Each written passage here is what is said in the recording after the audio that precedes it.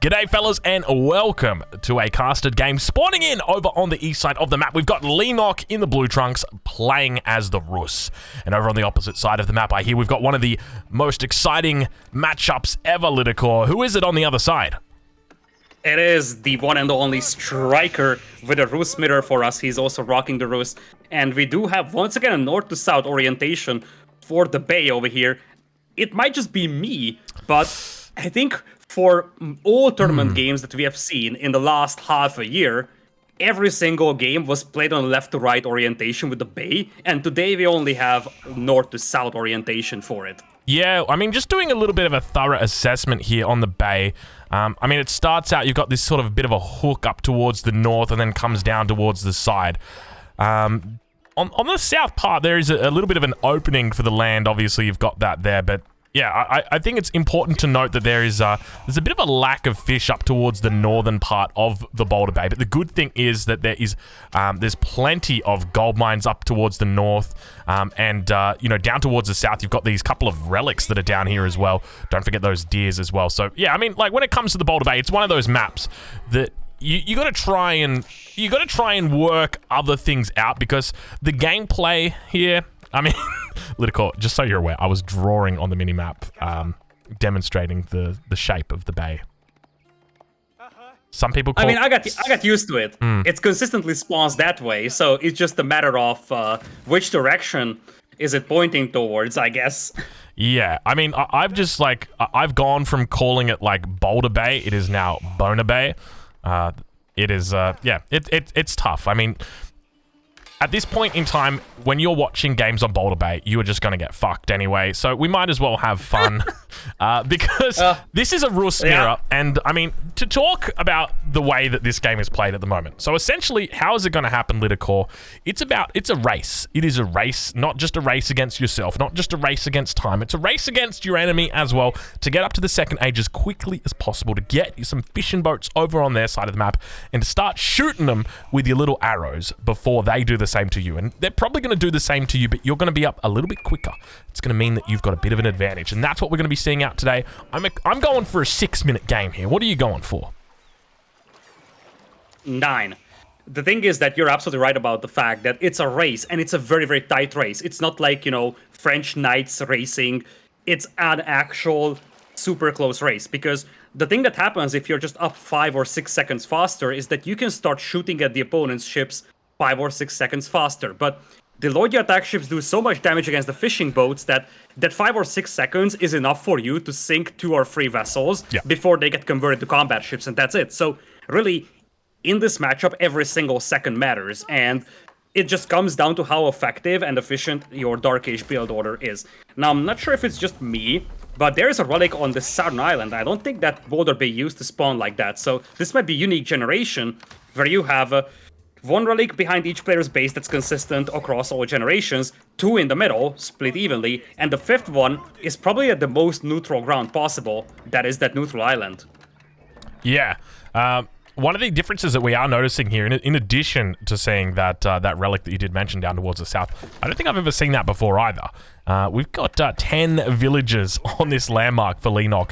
Look how fast he's getting this bad boy up. It's 3:48. That bad boy is going to be up by 4 minutes, I tell you what. He is looking for a quick one. On the same side, or on the opposite side of the map, we got Striker. Transport ship. Transport ship. No way. It's a transport ship from Striker. Nah. Nah. It is. What? What? How? Why? This could be big brain. This could be very big brain. I will have to do the math on this. Hold but on. It's actually possible. It's reasonable. Gets the attack ship out now. So what's the thinking? Hold on. He goes for the transport ship. Oh, it's cheaper. It's cheaper. Yeah, that's what I was thinking as well. I just needed to do the math. That it's cheaper this way. Yeah, so it's... Oh shit, it's way cheaper as well. Oh shit. Yeah, you got a mad difference in cost. 70 and 60 versus... I'm pretty... I don't know exactly what it was, but it wasn't... it was a lot cheaper. Ooh, that's a big brain right there. 25 wood. You got the calculator out over there. No, I just used my hand. Wow. Jeez, I thought I was talented using the abacus. Striker now, gonna be looking to defend his position on water. We've actually got a relatively good game that has unfolded because players have worked out if they age up faster, they're going to be in a good position. And as a result, it means that both players have aged up very fast. We're sitting at 5 minutes into this game. It looks like one ship has managed to go down so far. And Lidicor, I think we might have a game on our hands. Maybe. There's 2 fishing ships left over here for Leenock, just one for Striker, just added the second one, but his ships are kind of a bit weaker, and now he's losing that first Lodya fishing boat. Did jump into the dock though, so for now he's gonna be able to hold this, and this is the usual way of Boulder Bay getting played. One player attacks, the other one will defend using the passing, healing ability of the docks, and your 6-minute prediction might be a little off because we're getting close to that mark already. Yes, yes, we are. I will note that at this point in time, Leenock's actually lost 2 boats already. Now, he's got the 3 Lodger attack ships, so he's gone very all-in, I feel. Not even making villages at the moment. He's got 2 units, or 2 villages on food. So he's actually just stopped making villages. That's how all-in he went. Striker on the other side of the map, still making villages. So 24 for him versus the 22 for Leenock. Leenock also losing out those boats. He's irked out a nice little advantage. We do cross that 6-minute line, so I'll give that to you, Lidicor. I did call that this game would last 6 minutes. You're going for 9 minutes, if I remember correctly. So let's see how accurate you can be. But who knows? Maybe we've got to start adding our numbers together and we get towards Bona Bay at 69 minutes. You know what that is? It is possible. That's nice. Striker is diving in, but once again, it's the passive repairability of those docks that would just keep Striker off from here. He won't be able to take this fight, at least not an advantageous one. Yeah, he's having a bit of trouble here. You can see he's managing. I feel like any player who just sort of pushes in like this, you're asking for trouble. The best thing you can probably do in this situation is just kind of hover outside the dock radius. It really just makes sense because, as you mentioned, the difficult thing that is going to happen is if you do push in towards this angle. I'm going to pull out my pen. I'm going to pull out my paper. So you've got this radius around the dock that is going to be healing up. Hold on. Where is it? There she is. So you've got a radius around that dock that is going to just be healing up constantly. And it means that if you're pushing in towards this angle or towards this angle, it's going to be really, really hard for you to try and take that out. So it means that you want to try and loop around towards a position like this. And it's going to mean that you're just preventing your enemy from really sort of doing any sort of shenanigans out here on the deep water fish. Oh, I drew another dick, man. This map just brings it out of you, doesn't it? Sure it does. It also demonetizes all YouTube videos made out of this game. Hey, it's a Boulder Bay video. No one was going to click on it anyways. Don't worry, Lidicor. As you said, Leenock was going sort of an all-in style, so he dropped that second dock a lot faster. He's up to 7 combat ships. But on the other side, Striker caught up, and now he has a second dock as well with 8 combat ships. Once again, what are his odds of pushing into the healing radius of those docks? I would say we're sitting at currently 33.33% reoccurring, of course. It looks like my calculations have been wrong. He's gone right underneath the docks. He's actually got the critical mass that he needs. So when it comes to this this matchup, typically if you can outnumber your enemy by a sufficient amount and focus down their boats like we're seeing him do, Striker's actually in a pretty decent position here. You can see him slowly beginning to focus down those ships. But oh no, look at that. It's a bit of a tide turning happening on the Boulder Bay as the 7 Lodger attack ships for Striker actually get taken out by the 6 attack ships from Leenock. So it's one of those things where unless you've got a super critical mass of boats, it's gonna be a struggle. It's gonna be a struggle. And one thing that Leenock has going for him is a blacksmith. He's just now finishing Steeled Arrow, and that is going to give a massive power spike to him. Having slightly better attack on those combat ships. Numbers, as he said, are quite even, but having that extra attack is going to be a massive advantage for him.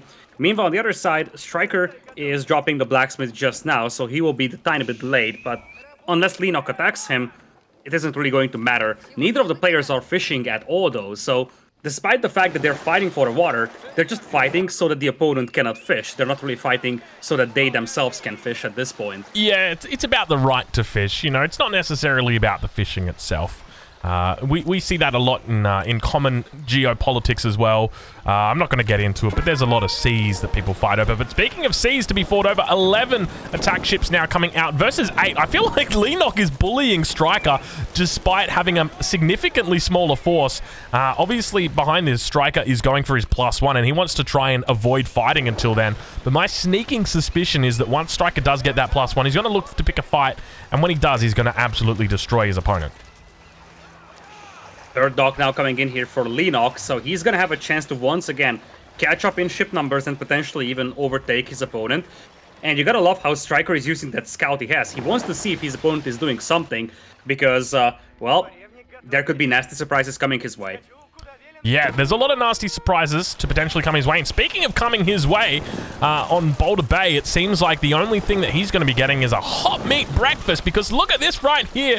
We have got ourselves a little bit of fancy fun as the attack ships follow the attack ships up towards the northern side of the docks, Lidicor. I mean, he's actually looking like he's got a pretty decent number on him here.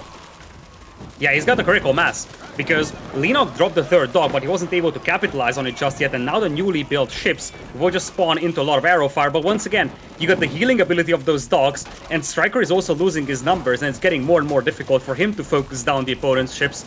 And the lower the amount of ships you have for Striker, the more difficult it is to compensate for that healing ability of the docks over there. Yeah, 4 ships now coming out for Lenok. Looks like he's going to be losing 1, but keep in mind, as you mentioned, that healing ability going to be coming through, and now 5 ships for Striker.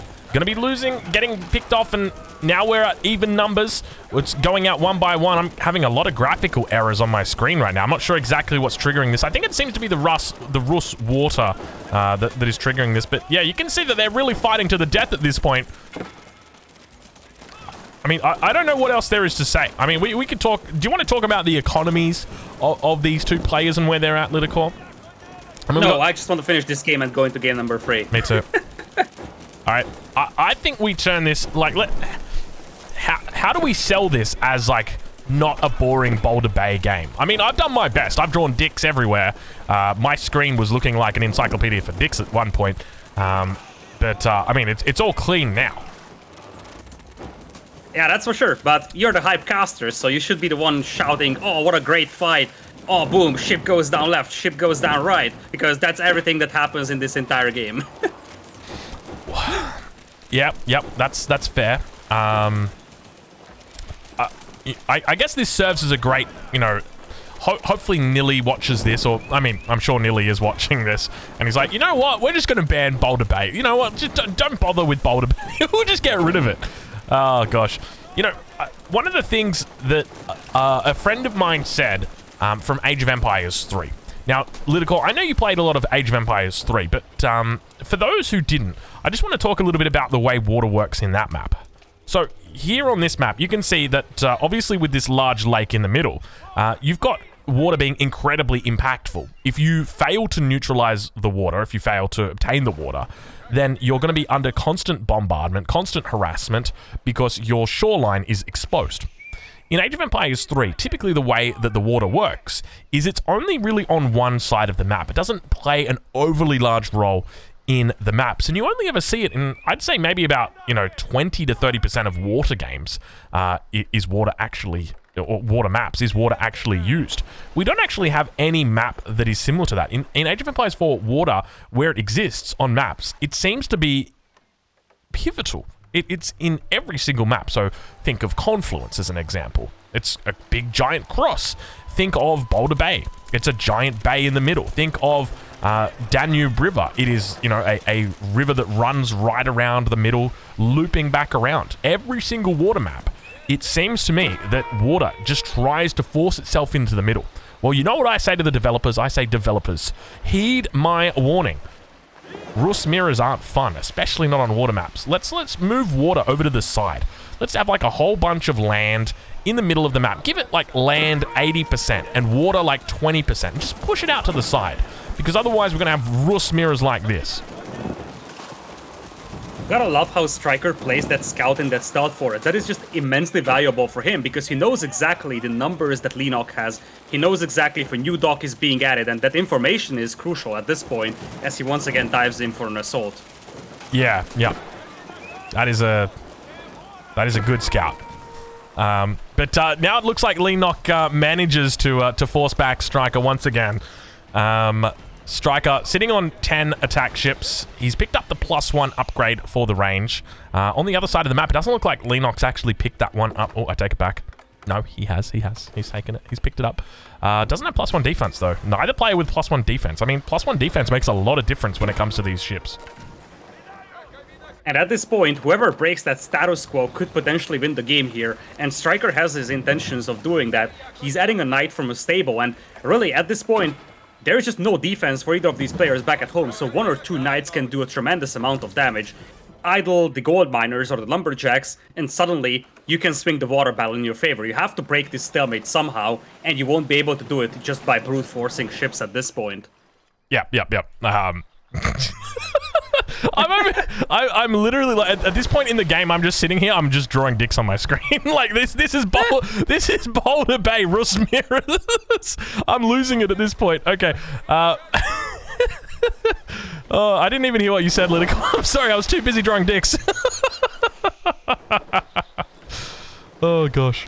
Okay, we're back. This is probably the most immature cast I've ever had. But I mean, it goes to say a lot about the way that Boulder Bay is at the moment with the Rus. You know, we used to get to that point where we would talk about the way that there was a rock, paper, scissors. I'm sure you remember that. You had the Rus, which were your rock. You have the Holy Roman Empire, which were your paper. And you had your scissors, which were the French. And they'd all sort of counter each other in their own special ways. But it's gotten to the point where the Rus are so dominant that there's really nothing you can do about it now. And there's no rock, paper, scissors. You've just got dynamite. Well, I was about to ask you, don't you enjoy just rock instead of rock, paper, scissors? Oh yeah, it's so much fun, especially when the rocks are being thrown by the Rus players, and they're being thrown into my house. I can't stand the Rus players, but take a look. We got ourselves a bit of a battle here in the middle of the map. This is quite a large battle. I'm going to do my best to commentate this. I'm going to try and spice things up. You're going to get yourselves a John Madden voice, all right? And I'm going to do like an overlay as well. So let's try them. Here we go. Okay. All right. Lytical, I'm not sure how much this is going to work for you, but I'm going to try and do this in real time. Okay. They're not fighting. Yeah, they're not fighting. Yeah, I was waiting for your real-time commentary, but there is none. Yeah, I'm thinking I might get to the point where, like, I might even pause it. I think you can actually pause it. John Madden, you know who John Madden is, right? Of course I know John Madden. I live and die with NFL. Like, I of course know who John Madden is. Okay, that's great. So he, like, pauses it, and he's like, all right, fellas, this is what we're gonna do. We're gonna take it down a little bit. Actually, that's not John. That's Lee from NBC or from Sportsline. That's John. That's John. That was John. All right, fellas, here we go. So this is what's gonna happen. There's gonna be a whole bunch of units that are coming in here, and they're looking to do lots of damage. So what's gonna happen is the enemy. Oh Lord, let's move. So the enemy is going to come in here like this and bring in his large formation and try and take out his enemy shooting off. And you can see now as we come across the screen, he's doing a great job of it, spinning to win despite not even playing the French. At the same time, up towards the northern position, we can see he's attempting to use this water forest, not having a whole lot of luck. And it looks like Striker completely overwhelms his opponent, and it is just a big D in the face of his enemy. Good game, probably going over to Striker any second, I suspect. Yeah, that was a very, very good Madden impersonation, if I may say so. And indeed, Lenok is just getting pushed back on the water. You played 18 minutes to die like this, one might ask.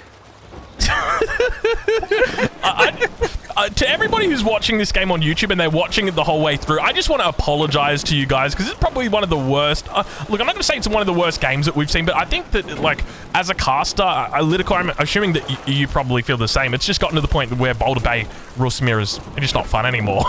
They're just not fun anymore. No, it's not. I mean, I'm supposed to be the analyst over here, but there is nothing to analyze. Yeah. I mean, Striker had more boats than his enemy, and then he won. That's essentially it. He also did a bit of spinning in there. Do you know what the best part is? Or which the best part of this game was? The ending. Definitely. Yeah, exactly my thoughts. Oh, yeah, definitely.